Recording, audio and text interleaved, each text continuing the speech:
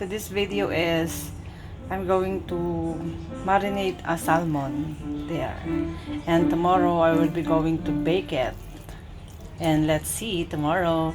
And I marinate this one with rosemary leaves, is fresh, and lemon, and salt, and olive oil. Yan muna, at saka nilagyan ko din siya ng white pepper. And let's see, I'm going to marinate 24 hours and I bake it tomorrow. See you! See you salmon tomorrow!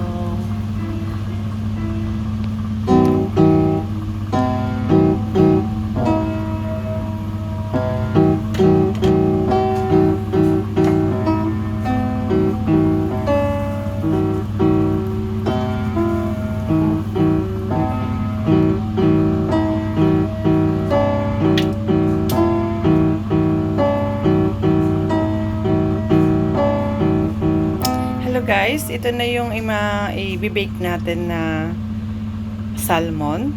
Ito yung na-marinate po siya kagabi. Ayan guys. So, ayan. May mga rosemary pa.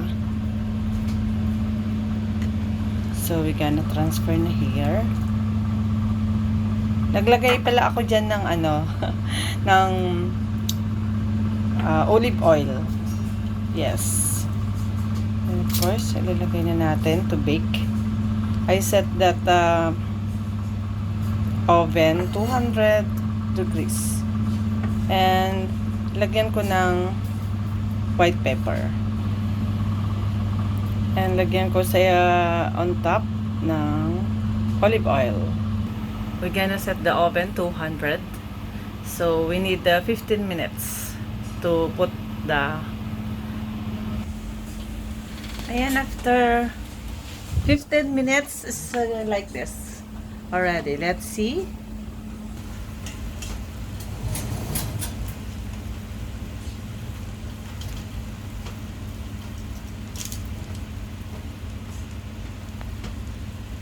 Okay, one more. Another 5 minutes.